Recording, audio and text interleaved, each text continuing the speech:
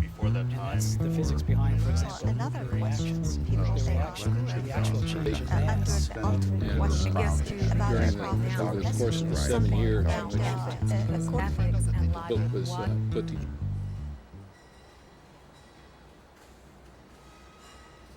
In the Islamic society, it is said that human civilization lies at the feet of women. Tonight in the Scholars Chair, a conversation with Dr. Susan Gettler, a leader in the Unitarian Universalist faith tradition, and Maya Harris, former U.S. diplomat and a Scholars Chair contributor. At Focus, Women's Issues in 2013. What are we doing in the society to improve the human rights of women?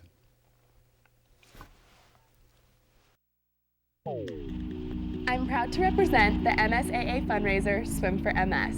If you love swimming like I do, visit swimforms.org.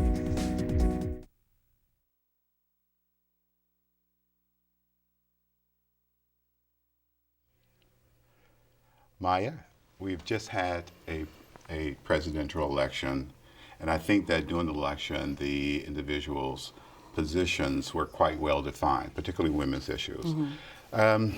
What kind of issues influenced your vote during the election?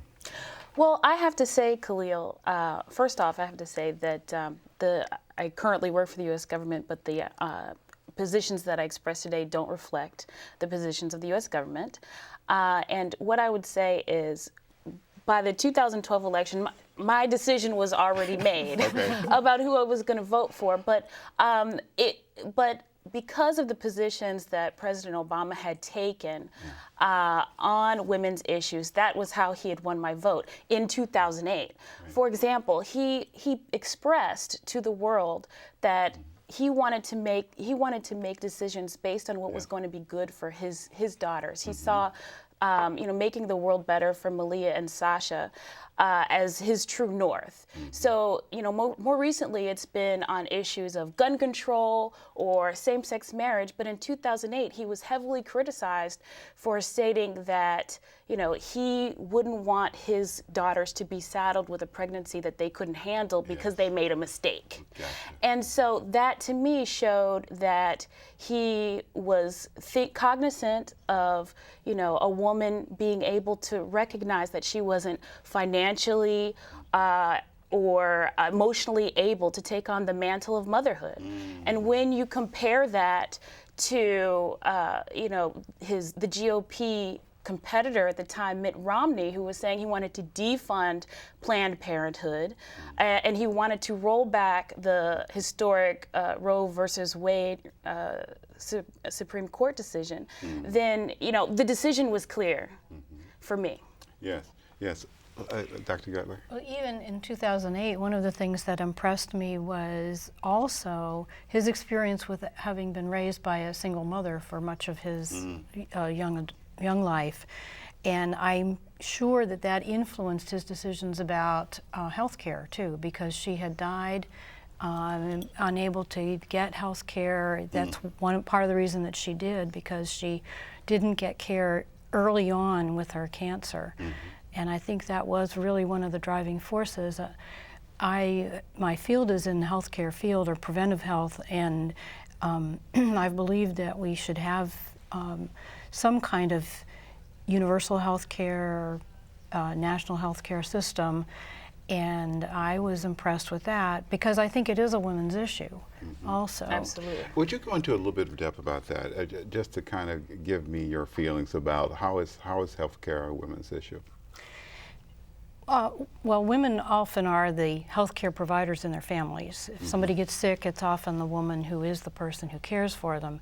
But also, women are much more likely to die young because of childbirth issues. It's gotten less so in this culture, and we've gotten more advanced medical care, but women do have special health care needs that men don't have. Right.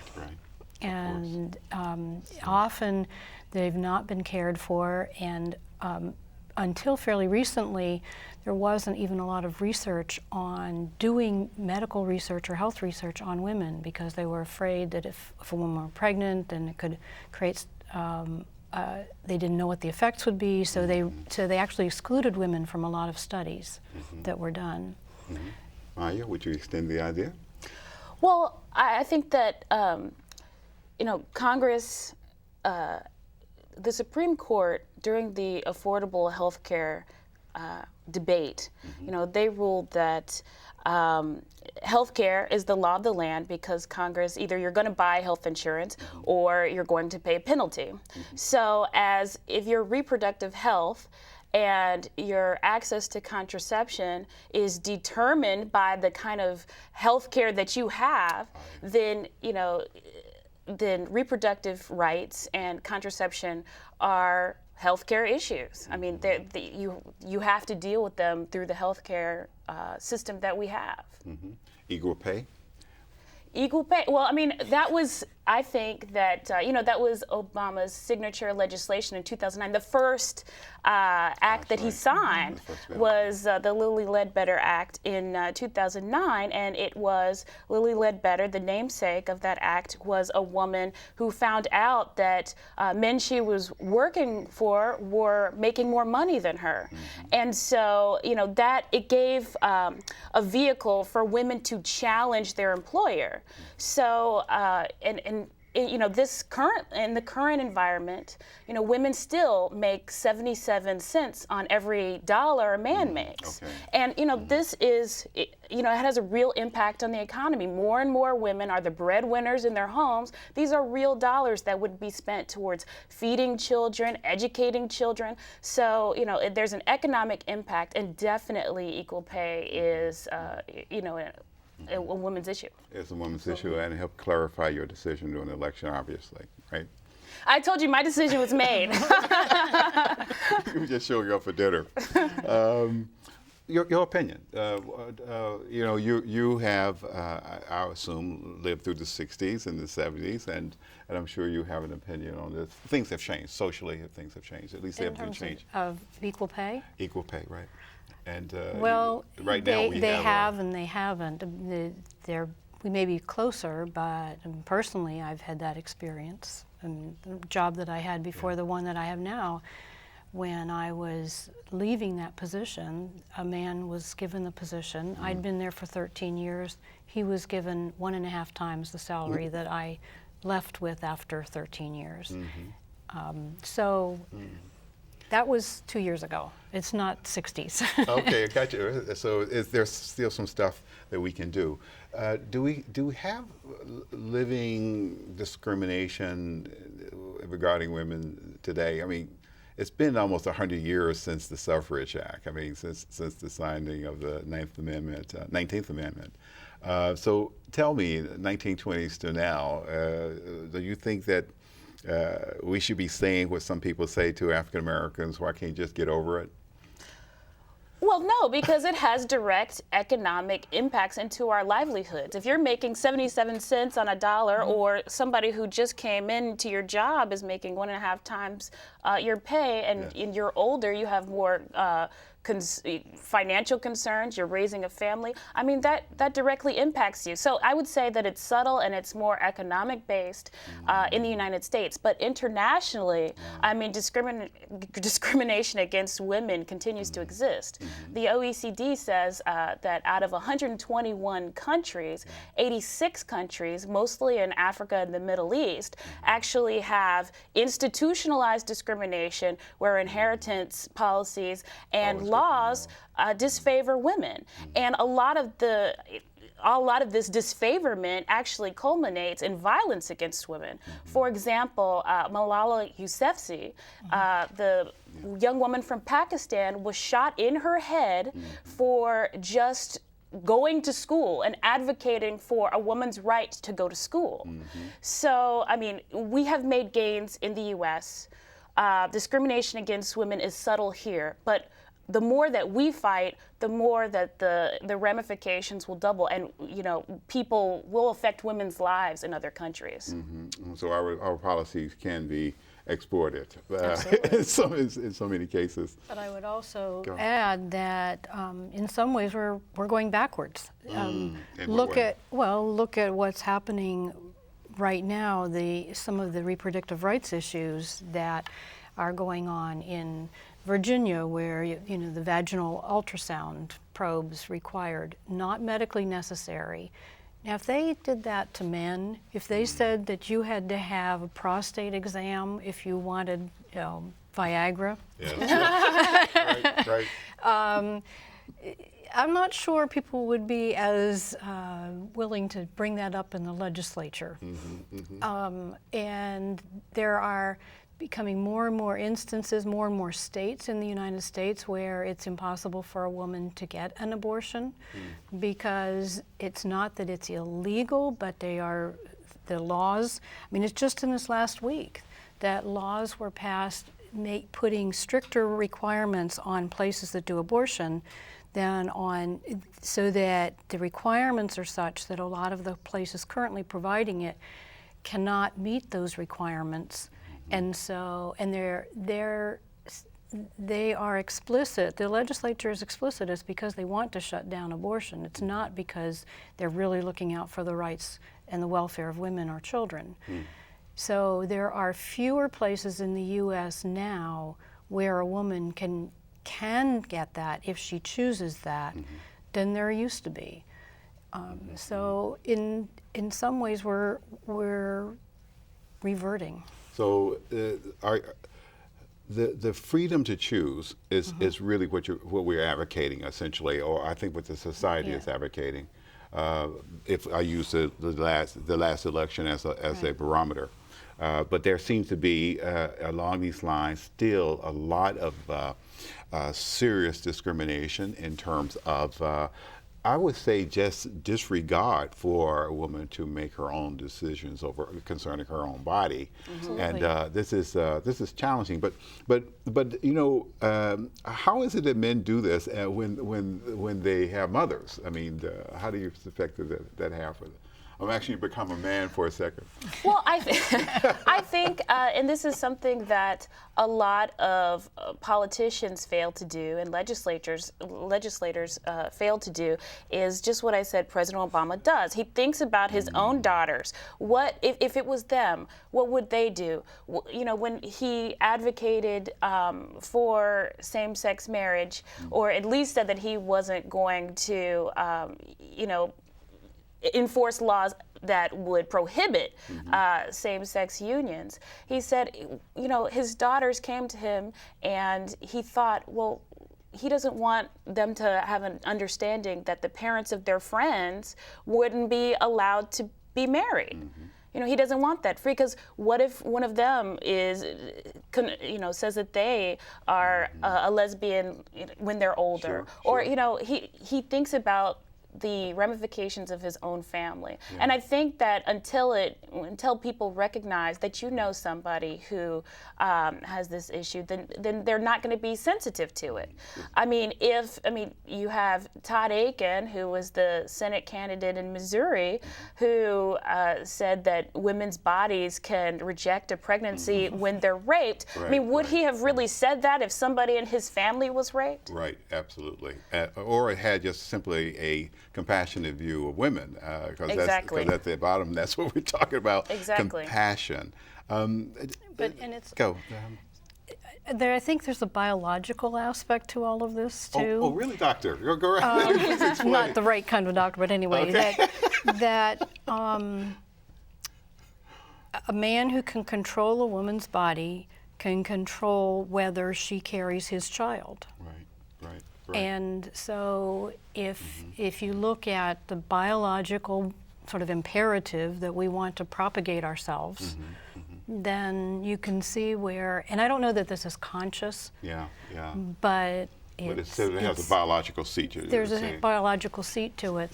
Speaking about that, I was curious where you both would come down on this surrogate mother position, where it is that parents who cannot have biological children themselves will hire a woman to carry a child for them to term. And of course, there are some situations that come about where the mother who actually is having the child, do not want to part with it. And that leads into a whole bunch of legal issues. Where are you morally, legally, emotionally on this issue? I mean, we're going to see this more often, I would suspect, with the technology available to us. What are your thoughts? Well, let me start by saying I have 2 children. They're grown now. One I gave birth to, one I adopted. So it wasn't a surrogate situation, but the idea of adoption and the idea of raising a child who was not your biological child, I understand in a very personal way. And I don't think that you love a child any less because with the fact of giving birth to it. It's the nurturing, it's the caring for the child that's where a lot of that bonding comes in. In terms of surrogacy, I don't have strong feelings because there are so many different things that could occur and there's so many different choices that could be made. I will say in my situation, my daughter, once she became an adult, did find her biological parent, or they found her. And I have met them, and it's fine. My daughter still says, well, you're my real mom because it's nice to know who they were. It's nice to sort of know my medical history. It's sort of nice to see what I might look like. But beyond that, you're the one who I keep finding myself modeling. That's excellent. That's a good story. I'm glad you shared it. What are your feelings? Well, I want to look at it from a legal aspect. I think that before one decides to be a surrogate, and if you seek out a surrogate, to carry your child, I think that you are if you're the biological parent and you have done your homework and you have entered into a legally binding agreement, then that has to be honored. That's what I think. That is definitely the way the courts are going to see it. I'm just curious whether in the aspiration of a woman controlling her body, right? Whether this would be problematic with getting more and more. I mean, every time I visualize this, I visualize the actual operating room where the baby is being delivered by a mother, and you got a bunch of court attorneys in the theater with you, trying to determine, where are we going with this. So I was curious. About that, but I think the issues are going to come back more and more into our lives, and it's going to help us. It's going to inform our decisions on who the next president is going to be. Since we've been talking about who the next president is going to be, do you think that it will be a woman the next election? What are you thinking about that?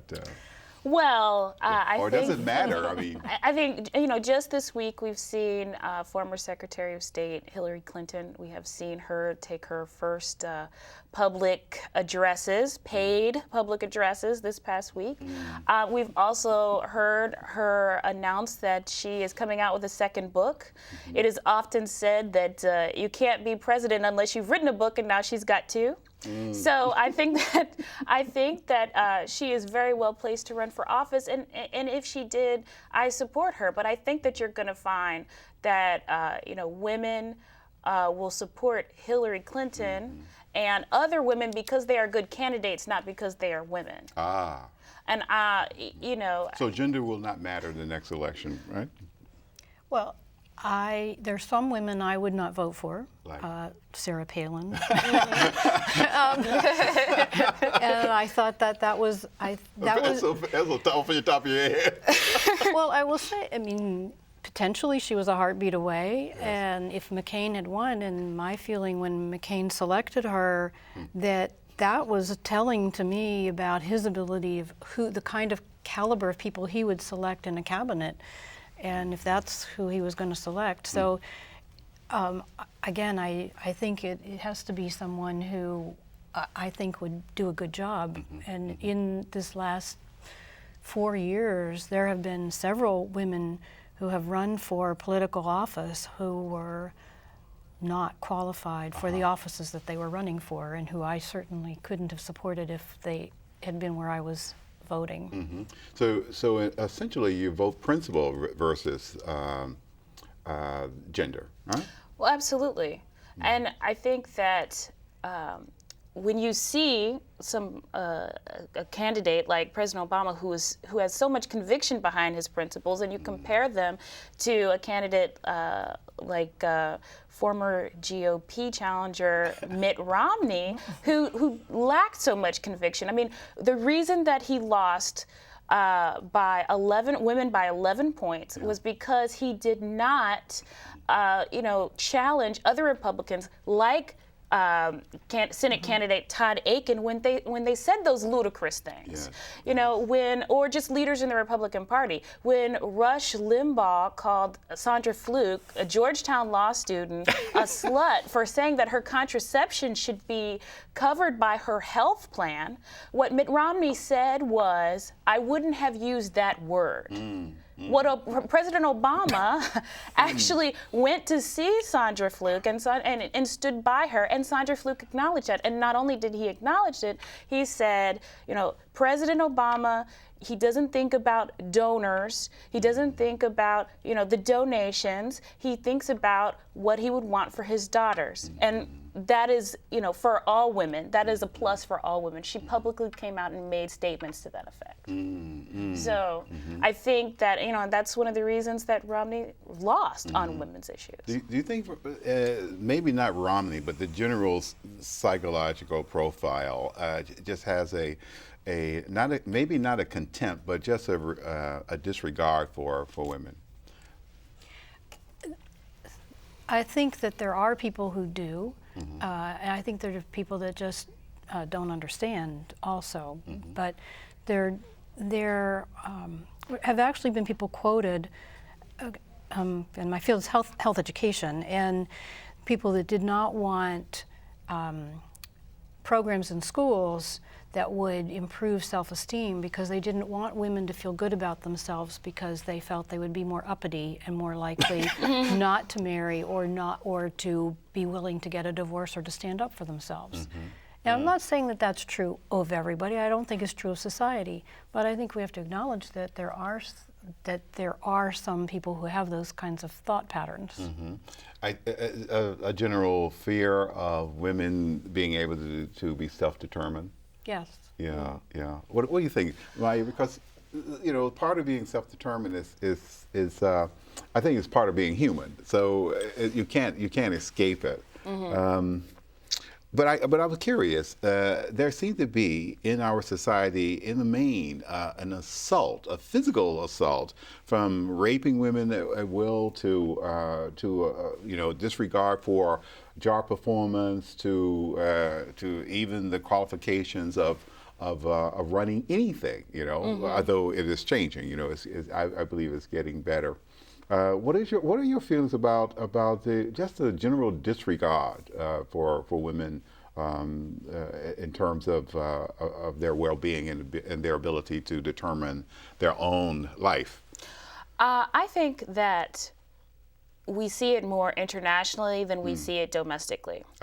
Going back to those Organization of Economic Cooperation we haven't had a and Development president yet, and we have at least two countries I can think of at the top of my head. Israel and Pakistan have had women presidents. But so in some ways we might be trailing. Well, in some ways we're trailing as far as the person that we put in the seat. The person that you choose to head your party or to be your standard bearer. But that, culturally, legally, things could actually be different. For example, back to those OECD countries, out of the 86 of the 121, they have the institutionally mandated differences between women and men legally and when it comes to inheritance. Okay? And then at least half of those, you have countries that are in the developing world like Niger and Mali, where women get married, or they're forced to marry between the ages of 15 and 19. If you are married between the ages of 15 and 19, and that's part of your society, you have this pressure to get married, or you're forced to marry, then that means that you're not getting an education.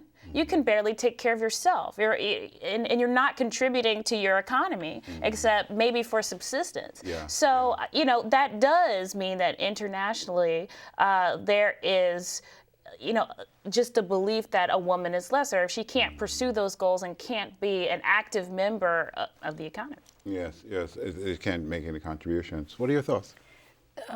There still is a glass ceiling, though, in this country. There are few women that have broken it in management and in industry, but there have been some fairly recent management studies that have found that they've described behavior of someone being assertive in a work environment, and have told people, asked their assessment of what was going on, and they use exactly the same scenario, but in one they give a man's name, and the other they give a woman's name. When they give the man's name, the tendency is to think, yes, he's good, he's doing what needs to be done to get the job done. With the woman, they say that she's using the B word. If she's aggressive or she's yes, decisive. assertive. Well, they say that she's aggressive, but the man, they'll say that he was assertive. Being a man, right? And so, there was a very recent study that reported on this, and they said that when they challenged people after they did the initial interview and asked them, the ones who responded that way to the woman's name, if it had been a man, would you have said the same? And people stopped and said, no. Interesting, and there you have it. Question. And this is something that I think society has been dealing with for some 40 or 50 years. Do you think that abortion is morally wrong? And I want to ask you that from your theological side of your brain. I don't think it's morally wrong, and I'm not speaking for everyone who shares my faith tradition. I'm old enough to remember before there was abortion legally, and to know of women who still went into back alleys, had the coat hangers, died. Whether it's morally right or wrong for a woman to have an abortion, women are going to do it. And there are instances where I had friends who were happily married. They had a child with cystic fibrosis. They lost her when she was 2 years old. They desperately wanted children. They were devastated by this. They knew that they could not emotionally handle having a second child who they would lose. There was a test with amniocentesis. They had the test. They found out that the child had the gene. They decided to have an abortion, and then later there was another pregnancy. The child was normal. They went ahead and had the child. Is that morally wrong? To sit in judgment. I guess my feeling is, in the Judeo-Christian Bible, it says, judge not that you be not judged. That it's not up to me to decide what's moral for someone else. It's between them and their God as they conceive their God or understand their God. That is going to have to be the last word, and I hate leaving that on the table, but I think that we have to invite you both back. Maya, thank you. Susan, thank you. That has been another Scholars Chair. If you want to know more about the Scholars Chair, you can go to the YouTube channel and check us out there. If you want to send me a comment, you can go on Facebook /Khalil Shadid. And if you want to send me an email, you can you can just send it to me at scholarschair@gmail.com. I'm Khalil Shadid. Good night.